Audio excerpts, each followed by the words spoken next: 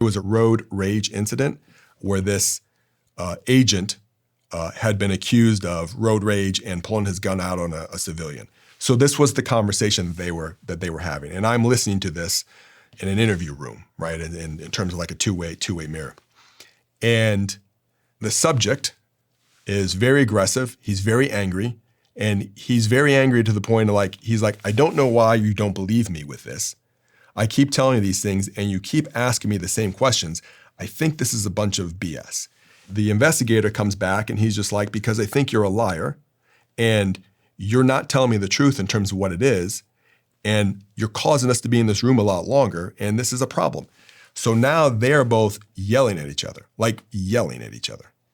And it was one of these things where I'm watching this unfold, and it wasn't the subject's job to maintain his composure. It was the investigators, because his goal is not to belittle this other agent.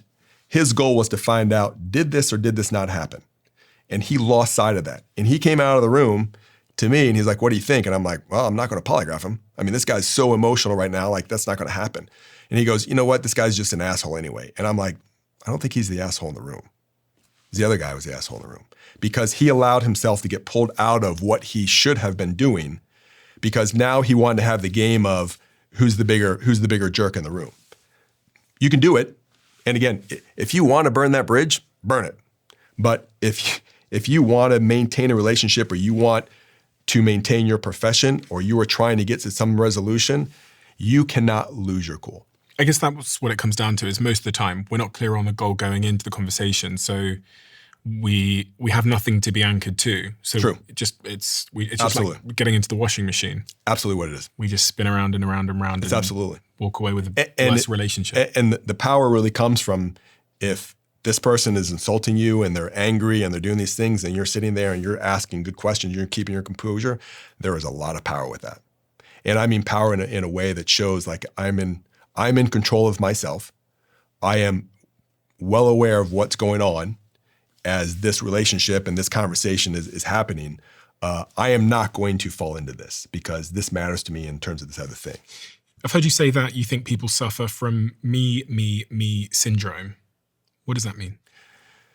So the me syndrome is everything is about me, right? I mean, it seems obvious with that, but like you can even look at things from like a cultural perspective.